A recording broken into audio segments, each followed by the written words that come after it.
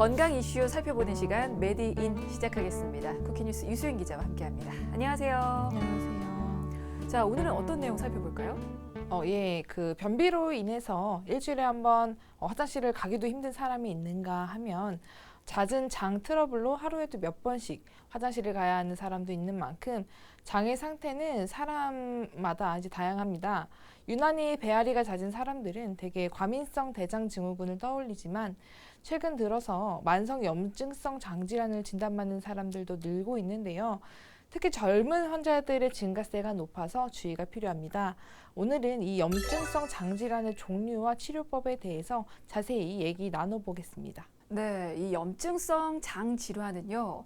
일반 장염과 달리 만성적인 자가 면역 질환이기 때문에 평생 동안 환자들의 일상생활에 정말 큰 영향을 미친다라고 알려져 있는데요. 특히나 최근에 증가세에 있는 젊은 환자라고 하면 앞으로 살아갈 날이 더 많기 때문에 이렇게 염증성 장 질환을 앓고 있을 경우에는 삶의 질에 더 큰 영향을 줄 수밖에 없겠죠. 자, 오늘 자세히 좀 살펴보고 가도록 하겠습니다. 먼저 이 염증성 장 질환이 어떤 병인지부터 좀 자세히 구체적으로 살펴보고 가죠. 염증성 장질환은 장관 내부에 만성 염증과 궤양이 호전과 악화를 되풀이해서 생기는 질환입니다. 대개 일반적인 장염은 감염에 의해 발생하지만 염증성 장질환은 알레르기나 루푸스 질환처럼 우리 몸의 면역 체계 이상으로 생기는 자가 면역 질환의 일종이라고 할 수 있습니다. 그러니까 우리가 알고 있는 일반적인 장염은 바이러스에 의해서 발생하는 감염성 장염이라고 보면 될 것 같고요. 오늘의 주제인 이 염증성 장 질환의 경우에는 비감염성 장염에 해당이 될 텐데 이 둘이 원인도 다르지만 증상에서도 차이가 있을 거예요. 그러면 염증성 장 질환은 증상이 어떻게 나타나죠?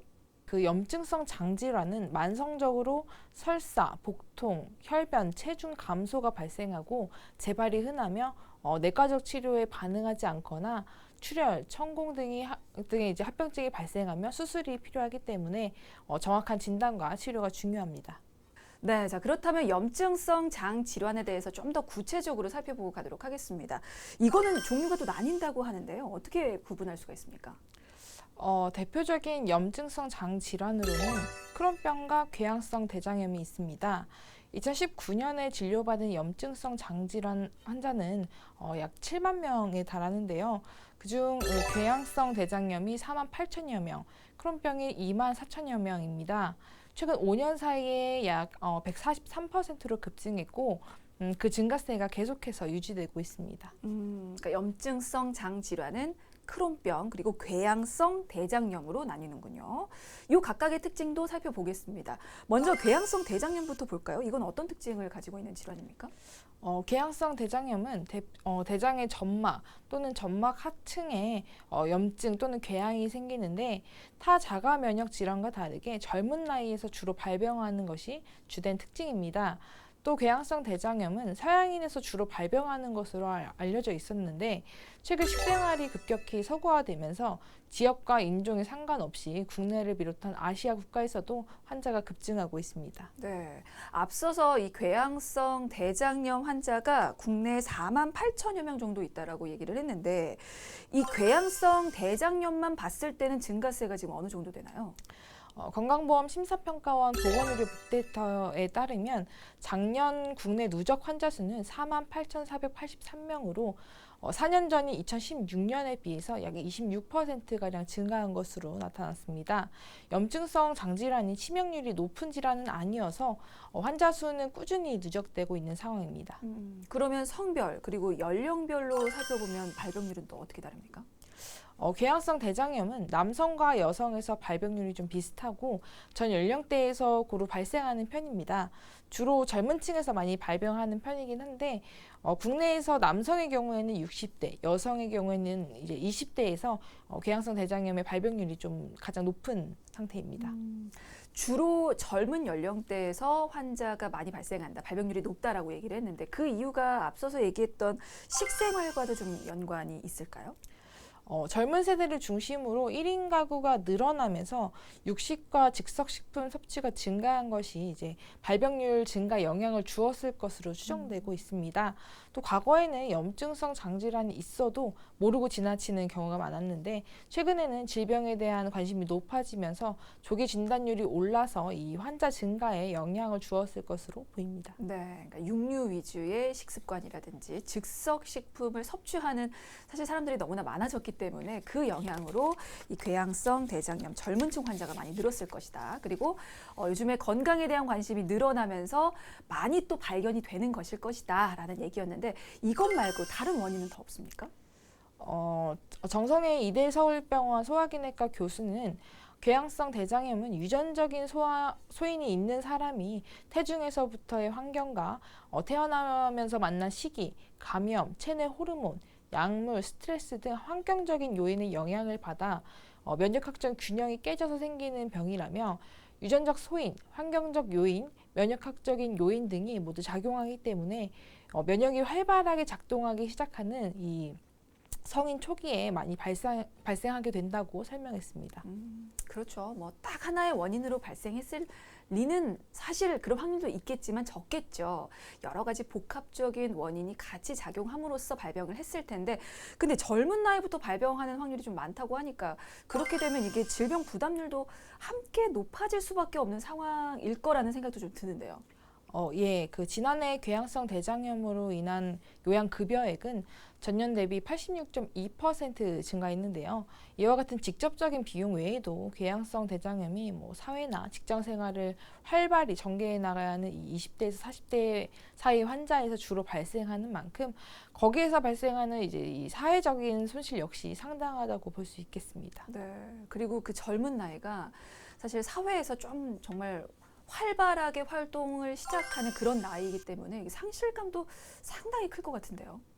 정성의 그 교수는 궤양성 대장염이 20, 30대 젊은 연령층에서 많이 생기고 60대에서도 또 한 번의 피크가 있다면서도 보통 입시나 입사, 결혼 등 인생에서 중요한 일을 앞두고 진단을 받기 때문에 5, 60대에서 이제 성인병 진단을 받을 때와는 느낌이 많이 다르다.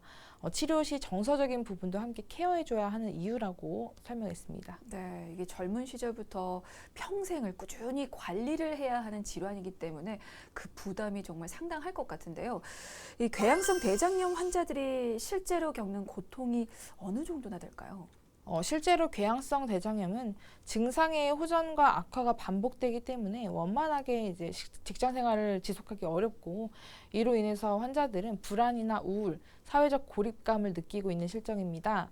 한 글로벌 제약사에서 실시한 설문조사 결과를 보면 대부분의 환자들이 질환으로 인해서 그 정신적으로 소모적이라고 느낀다. 질환이 삶을 이제 통제하고 있다고 느낀다고 답해서 정신적 고충이 있는 것을 확인할 수 있었습니다.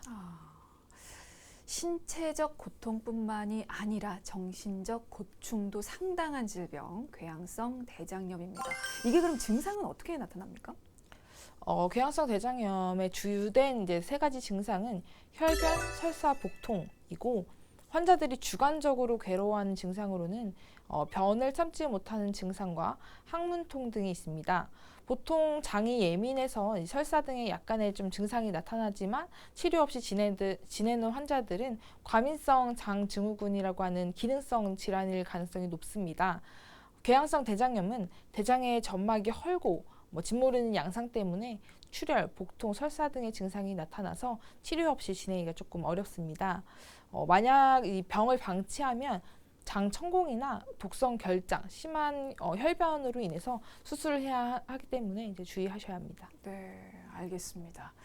자, 이렇게 염증성 장 질환 중에 하나인 궤양성 대장염에 대해서 먼저 살펴봤고요. 자, 이번에는 크론병 살펴보겠습니다. 크론병은 어떤 특징을 가지고 있죠? 예, 크론병은 1932년 크론이라는 의사에 의해서 처음 발견돼서 이 크론병이라는 이름을 가지고 있는데요. 입에서 항문까지 소화관 전체에 걸쳐서 어느 부위에서든지 발생할 수 있는 만성 염증성 장 질환입니다. 궤양성 대장염과 달리 염증이 장의 모든 층을 침범하며 병적인 변화가 분포하는 양상이 좀 연속적이지 않고 드문드문 나타나는 경우가 많습니다. 네. 크론병, 이 병명은 그래도 좀 익숙한 분들이 좀 많을 것 같은 것이 가수 윤종신 씨가 이 질환으로 고생을 했다고 해서 좀 많이 알려진 질환이거든요. 근데 이제 원인은 어떻게 밝혀진지 사실은 잘 모르겠어요. 원인이 딱히 있습니까? 어떻습니까? 우선 크론병의 원인은 아직 정확하게 밝혀지지는 않았습니다. 딱 한 가지 요인이 아니라 여러 가지 위험 요인이 복합적으로 작용한다고 알려져 있는데요. 먼저 유전적인 소인을 가진 사람이 장내 세균의 변화와 같은 그런 환경적인 요인에 영향을 받고 이에 반응하는 개인의 면역 반응 불균형 때문에 발생하는 것으로 보고 있습니다. 또 크론병에 가족력이 있으면 가족력이 없는 경우에 비해서 발생 빈도가 좀 높긴 합니다. 하지만 유전병은 아니고 유전적으로 정확히 어떻게 전달되는지도 밝혀지지 않았습니다. 한편으로는 서구화된 식습관도 발병에 기여하는 것으로 추정되고 있습니다. 그러니까 정확한 원인이 밝혀진 건 아니지만 유전적인 요인이라든지 서구화된 식습관 등이 영향을 미칠 것이다 정도로 추측이 되고 있는 상황입니다. 자, 그러면 크론병의 대표 증상은 어떤 게 있습니까? 소화관에 염증이 생기기 때문에 소화관 증상, 전신 증상, 그리고 장관 외 증상으로 나눌 수 있습니다. 크론병의 증상은 염증의 위치와 합병증에 따라 다르게 나타날 수 있는데요. 일반적으로는 소화관에 염증이 생겨서 복통, 체중 감소, 설사, 항문 통증과 같은 증상이 만성적으로 반복되고 혈변이 발생할 수 있습니다.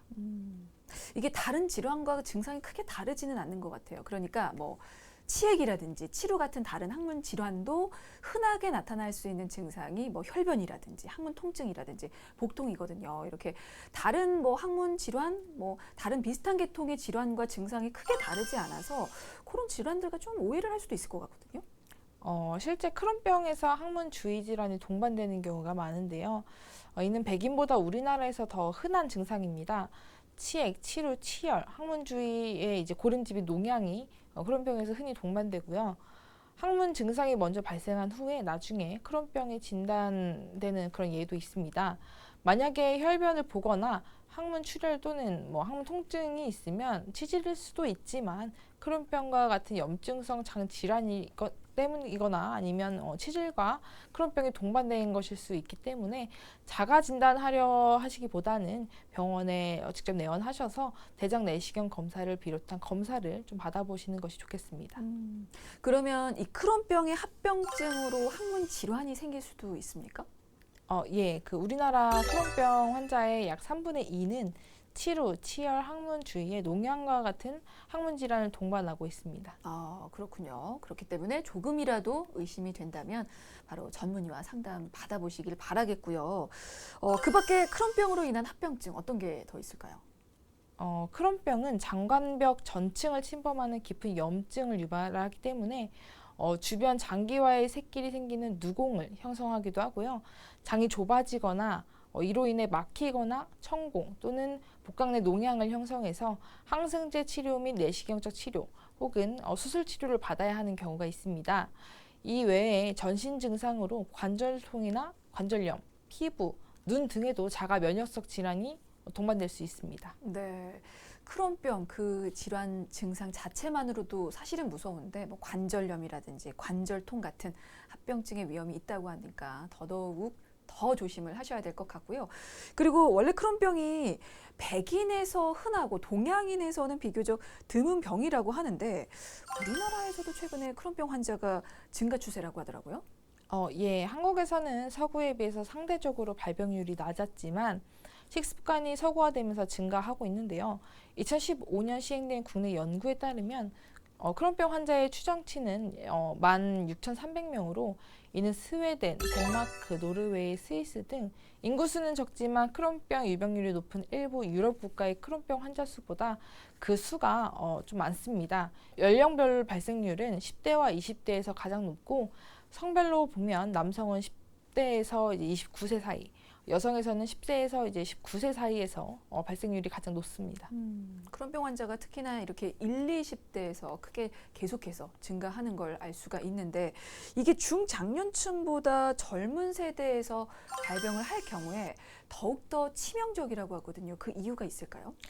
크론병은 지금도 그렇게 흔한 병은 아니지만 최근 10대, 20대부터 30대까지 이런 젊은 나이에서 상대적으로 더 많이 발생하고 있습니다. 이렇게 젊은 나이에 크론병이 생기면 40세 이상의 환자군보다 진행 속도가 좀 빠르고 증상이 더 심할 가능성이 크고요. 특히 이 성장기 청소년 시기에 발병하면 복통, 설사, 영양분 흡수 장애, 체중 감소 등이 발생하면서 성장 부진이 동반될 수 있습니다.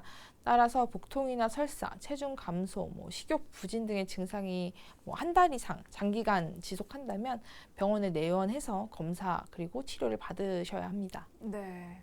자, 이렇게 크론병 그리고 궤양성 대장염으로 나뉘는 염증성 장 질환에 대해서 살펴보고 있는데요. 자, 이 질환을 극복하기 위해서 무엇이 필요한지 어떤 방법이 도움이 될지 살펴보기 전에 일단 사실 진단을 받아봐야 되잖아요. 그에 대해서 좀 살펴보겠습니다. 염증성 장 질환은 어떤 소견 그리고 어떤 기준으로 진단을 내리게 되는지부터 좀 볼까요? 염증성 장질환은 조기 진단을 통해 치료하면 합병증도 예방하고 좋은 효과를 기대할 수 있지만 한 번의 검사와 소견으로 쉽게 진단되는 질환은 아닙니다. 여러 증상들을 바탕으로 내시경상의 염증 모양이나 조직 검사 소견, 복부 CT, 혈액 검사 결과 등을 종합적으로 고려해서 진단해야 하고요.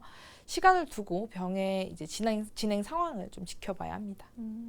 그러면 이걸 감별하기 위해서 시행이 되는 기본적인 검사는 어떤 게 있습니까? 염증성 장질환의 진단을 위해서는 무엇보다 대장 내시경 검사 소견이 중요한데요. 평소 잦은 설사나 복통이 있다면 소화기 내과 전문의에게 그 내시경 검사를 받아보는 것이 좋습니다. 염증성 장질환의 초기 내시경 소견은 장결핵이나 배체병 등의 내시경 소견과 좀 유사하기 때문에 반드시 이 내시경 경험이 많은 소화기내과 전문의에게 검사를 받는 것이 중요합니다. 설사나 복통이 있다면 반드시 내시경 검사를 받아보는 게 좋다고 합니다. 꼭 기억을 해두시면 좋을 것 같고요. 그리고 다른 장 질환과 사실은 유사한 증상을 보여서 이런 생각도 듭니다. 우리가 흔히 알고 있는 대표적인 장 질환이 과민성 장 증후군이잖아요. 이걸 방치하면, 이걸 그대로 두면 이 염증성 장 질환으로 발전을 할 수도 있는 거 아닌가? 어떻습니까? 과민성 장 증후군은 증상은 비슷하긴 하지만 그 염증성 장질환이나 대장암과 같은 다른 장질환으로 발전하지는 않습니다. 과민성 장 증후군은 장에 염증이 없는 기능적인 이제 질환이기 때문입니다. 과민성 장 증후군은 설사가 수개월에서 수년간 지속되더라도 탈수, 체중 감소, 영양소 흡수 장애 등이 생기지 않기 때문에 탈수나 체중 감소가 생긴다면 다른 질환을 의심해서 병원에서 정확한 검사와 진단을 받는 것이 좋습니다. 그러니까 과민성 장 증후군을 방치한다고 해서 염증성 장 질환이나 대장암으로 발전을 하는 건 아니다. 그거는 별개인 건데 그러면 염증성 장 질환을 방치하면 어떻게 될까요? 염증성 장질환, 특히 이제 크론병은 장의 손상이 지속적으로 진행되는 질병입니다. 염증성 장질환을 제대로 치료하지 않아서 염증이 지속되면 장이 좁아지거나 터지는 합병증, 대량 출혈, 대장암과 소장암의 위험이 증가하게 됩니다. 항문 질환이 동반된 이 크론병은 항문이 좁아지고 기능이 저하되는 문제도 발생하고요. 반복적인 장 절제 수술로 장이 너무 짧아져서 정상적인 영양소의 소화 그리고 흡수가 안 되는 단장 증후군이 발생하는 경우도 있습니다. 네, 자, 그런 상황까지 가기 전에 조기에 좀 치료를 받는 게 무엇보다도 중요하겠죠. 자, 그렇다면 염증성 장 증후군 어떻게 치료를 할 수 있는지 치료법도 좀 보죠. 증상이 심하지 않으면 약물 치료를 먼저 진행하게 되는데요. 염증에 효과가 있는 항염증제를 먼저 사용하며 급성 악화기에는 스테로이드제를 사용합니다. 면역 조절제는 이 스테로이드의 사용량을 줄일 수 있고 스테로이드를 중단했을 때 유지 약물로 사용합니다. 최근에 이제 개발돼서 사용 중인 생물학적 제제는 관해 유도 및 유지에 효과가 이제 있는데 모든 환자에게 사용할 수 있는 것은 아닙니다. 그렇군요. 네. 근데 이게 만약에 약물 치료로 호전이 되지 않거나 아니면 합병증까지 같이 생겼을 때는 수술이 불가피한 거죠? 만약에 이 약물 치료로 호전되지 않거나 천공, 출혈, 장폐색과 같은 합병증이 발생할 경우에는 수술이 필요합니다. 궤양성 대장염은 출혈이 조절되지 않거나 천공 또는 대장암이 발생한 경우, 크론병은 장폐쇄, 복강 내 농양, 장천공, 출혈 및 협착, 그리고 대장암이나 대장암 전암성 병변이 확인된 경우 수술을 시행합니다. 크론병의 같은 경우에는 그 수술 후 재발률이 높아서 수술 이후에도 지속해서 관리가 필요합니다. 맞습니다. 이게 재발률도 높고 그리고 무엇보다 치료가 또 너무나 쉽지 않은 질환이라고 알려져 있어서 이 염증성 장 질환을 난치성 질환이라고도 하는데 이게 또 완치가 어렵다고 하잖아요. 실제로 그렇습니까? 어떻습니까? 예, 안타깝게도 그 염증성 장질환을 완치시키는 방법은 아직까지 이제 알려져 있지는 않습니다. 네. 궤양성 대장염은 원인이 분명하지 않고 여러 가지 복합적으로 작용하기 때문에 한 가지 원인을 제거해서 완치시키는 치료법은 없는 상황입니다. 이에 따라서 최대한 염증을 가라앉혀 장의 점막을 회복시키고 일상생활이 이제 가능한 이 관해기를 오래 유지하는 것이 치료의 목표가 됩니다. 다행히 최근에는 JAK 억제제나 인터루킨 억제제, 항인테그린제제 등 새로운 기전을 가진 치료제들이 속속 등장하면서 치료 환경이 개선되고 있고요. 투약 방식도 좀 다양해지고 있어서 환자들에게 희망이 되고 있습니다. 크론병의 경우는 어떻습니까? 이게 치료에 좀 희망적으로 보이는 그런 연구가 계속해서 이루어지고 있는 것으로 알고 있는데요. 예, 그 최근 크론병 환자의 예후는 장내 미생물총의 차이가 결정한다는 국내 연구 결과가 발표됐는데요. 박동일, 박수경 성균관의대 강북삼성병원 소화기내과 교수 연구팀은 일반적인 약제로 치료가 잘 되는 양호한 예후를 보이는 크론병 환자와 여러 가지 생물학 제제를 사용했거나 합병증이 발생해 여러 차례 장 절제술을 받았던 불량한 예후를 보이는 환자 사이에 장내 미생물총 차이가 존재함을 밝혀서 장내 미생물이 그 환자의 향후 불량한 예후 발생에 관여할 수 있다는 가능성을 밝혀냈습니다. 네, 어쨌거나 계속해서 이렇게 연구가 이루어지고 있는 만큼 염증성 장 질환이 완치될 수 있는 날이 언젠가 반드시 올 거라는 희망은 가져볼 법합니다. 알겠습니다. 네, 어쨌거나 지금 현재는 완치보다는 증상 조절 위주로 치료를 적용하게 되는데요. 이게 식습관과도 연관성이 큰 만큼 평소에 관리하는 그 방법이 굉장히 중요하잖아요. 그래서 염증성 장 질환에 권유되는 어떤 식이요법 같은 게 따로 있는지, 있다면 어떤 것이 있는지도 좀 궁금한데요. 모두에게 적용되는 절대적인 지침은 없습니다. 환자마다 증상을 유발하는 그런 음식과 장염의 활성도에 따라서 자신에게 맞는 식습관을 찾는 것이 필요합니다. 크론병 환자들은 영양분 흡수에 중요한 소장에도 병변을 만드는 경우가 있어서 영양 결핍이 상대적으로 흔해서 균형 잡힌 식단으로 칼로리와 영양소를 적절히 공급하는 것이 중요합니다. 꿀을 이제 좀 자주 섭취하면 좋다고 일단 알려져 있고요. 증상이 있을 때는 너무 맵거나 자극적인 음식, 카페인, 술 같은 것을 이제 피해야 하고 우유를 마시면 설사를 잘하는 그런 유당불내증이 있으면 유제품 섭취도 좀 증상을 악화시킬 수 있습니다. 증상이 심한 활동기에는 미음, 죽 같이 이런 유동식과 함께 경감 보충 음료가 도움이 될 수 있겠습니다.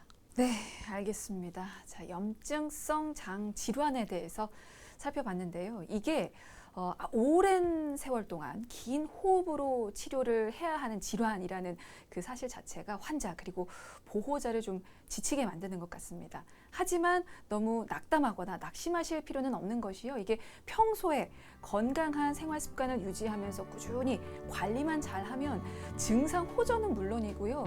이게 삶의 질 역시 향상시킬 수가 있다라고 하니까요. 믿으십시오. 의료진을 그리고 자기 자신을 말이죠. 자, 메디인 오늘은 여기서 인사드리죠. 지금까지 쿠키뉴스 유수연 기자였습니다. 고맙습니다. 감사합니다.